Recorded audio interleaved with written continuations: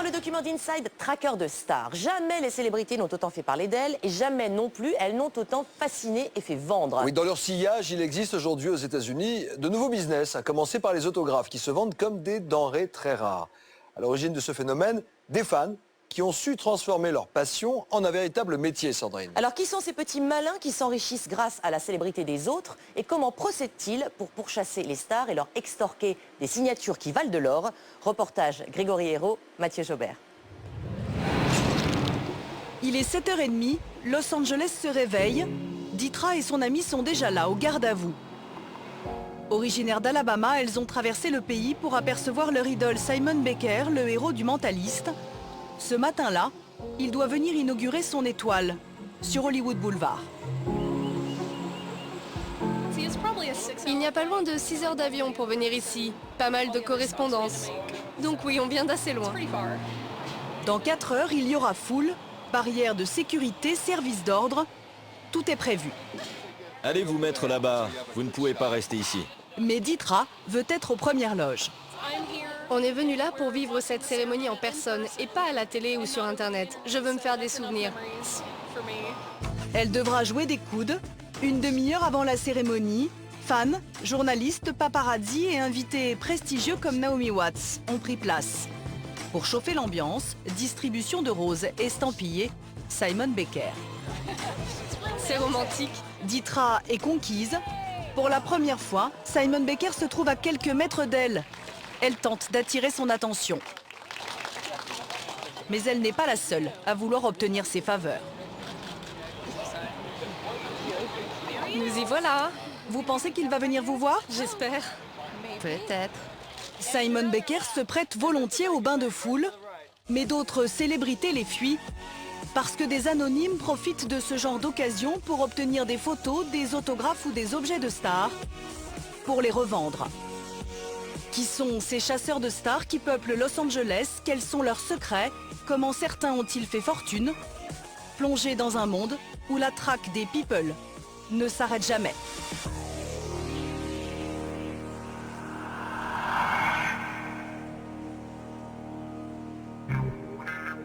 Au pied des collines d'Hollywood, pas de répit pour les vedettes. Demi Moore sortant d'un salon de beauté, Johnny Depp en soirée, Britney Spears sur un parking. Même chez elle, les célébrités sont sur le qui-vive. Il faut dire que tout le monde peut retrouver leurs traces, avec à chaque coin de rue des cartes vendues 5 $ qui donnent leurs adresses. Madonna, Justin Bieber, Tom Cruise, aucun nom ne manque. Mais le point de ralliement de tous ceux qui veulent voir des stars, c'est l'incontournable Hollywood Boulevard, entre les sosies et les héros de cinéma. Vous voulez voir les maisons de Katy Perry, Charlie Sheen? Des dizaines de rabatteurs proposent des circuits spéciaux aux touristes. C'est la deuxième fois que je fais ça et là j'ai fait venir mon mari spécialement de New York. On nous dit que c'est le truc à faire sur Los Angeles, quoi. Donc voilà, quoi. On joue un petit peu les curieux. De 60 à 110 € le tour, avec des guides comme Mike King. Traquer les stars, ce Britannique en a fait son métier il y a 10 ans. La première maison que je vais vous montrer, c'est celle de Bruce Willis. Regardez à gauche là. Bruce Willis ne pourrait et ne voudrait pas vivre dans une villa comme ça, trop facile d'accès. Mais regardez la prochaine porte. Vous voyez les murs, les palissades, les alarmes, c'est celle-là.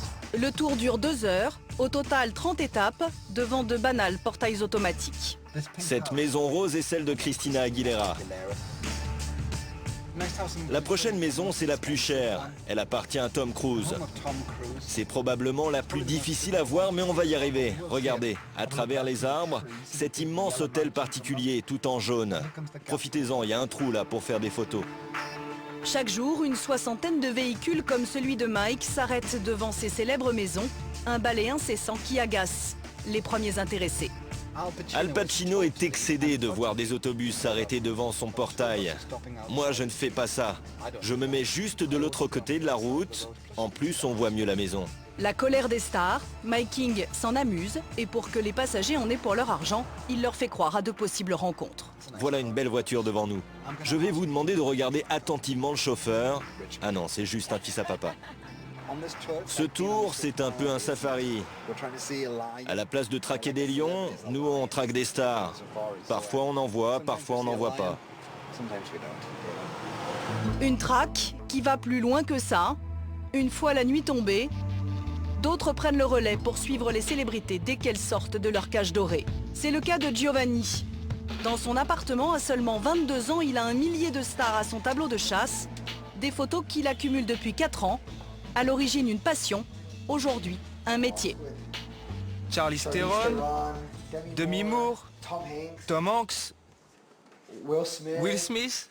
Et Giovanni ne se contente pas de simples clichés. Il amasse les signatures de toutes les personnalités qu'il croise, sans distinction. Parfois, les stars ne veulent pas signer, donc c'est dur. On peut passer 10 heures pour obtenir un seul autographe.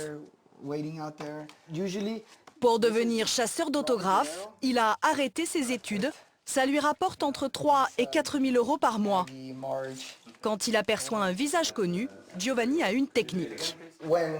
Quand je n'ai pas de photo de la star sur moi, je la fais signer sur ce papier blanc et après, une fois signée, j'imprime par-dessus.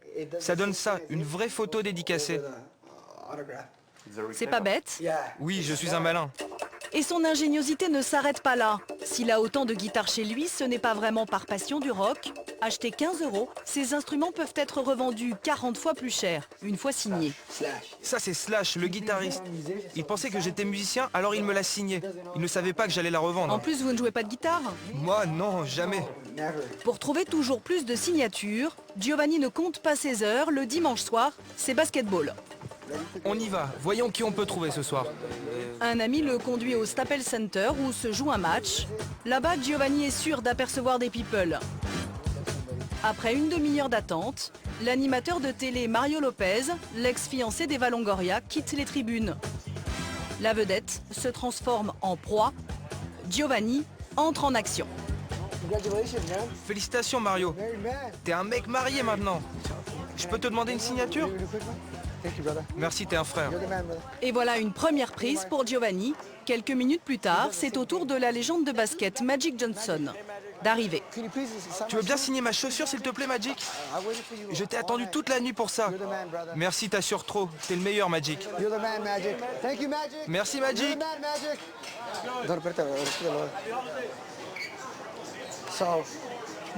Il est sorti, il est venu vers moi et j'ai réussi à lui faire signer ma chaussure.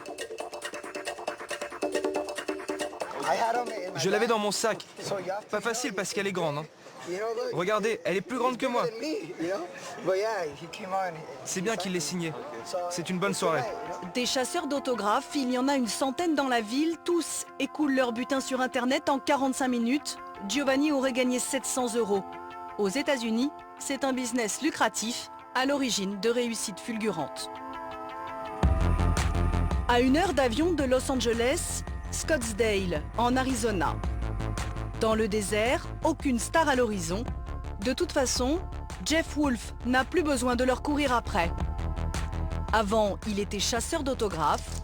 Aujourd'hui, il est à la tête d'une société de vente sur Internet d'objets signés par les célébrités chez lui. Que des perles rares. Là, on a un chèque avec la signature de Marilyn Monroe. Là, c'est une photo des Rolling Stones signée par Mick Jagger, Keith Richards. Et ici, c'est un album Thriller. Avant la mort de Michael Jackson, ça valait 253 $. Et maintenant, plus de 2000 $. Dans ce bazar organisé, on trouve de tout. Des lunettes de John Lennon à la dédicace de Lady Gaga. Regardez ce livre, Lady Gaga l'a embrassé. Certificat d'authenticité à l'appui, Jeff Wolf reçoit des autographes du monde entier. Partout, il fait travailler des chasseurs.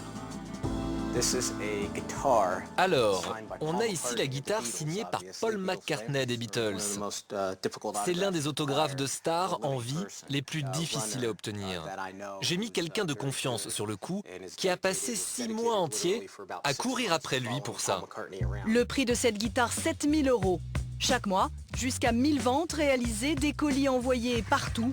L'entreprise de Jeff Wolf fait travailler 15 personnes à plein temps. À 33 ans, l'ex-chasseur d'autographes a de quoi être heureux.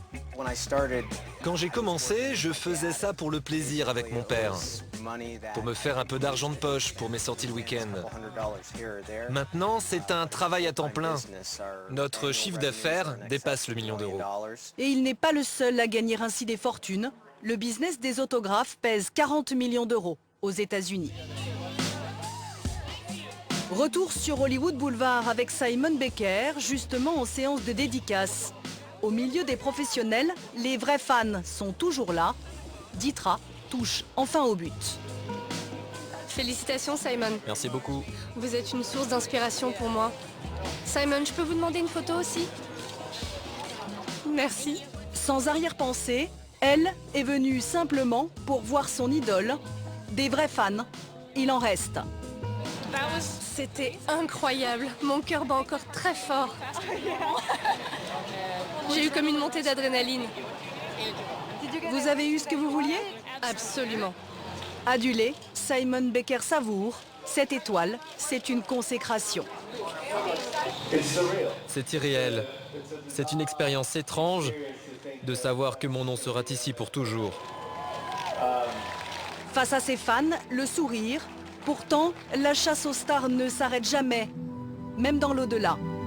Chaque jour, les touristes affluent dans les cimetières où elles sont enterrées. À Hollywood, impossible de reposer en paix lorsque l'on est célèbre.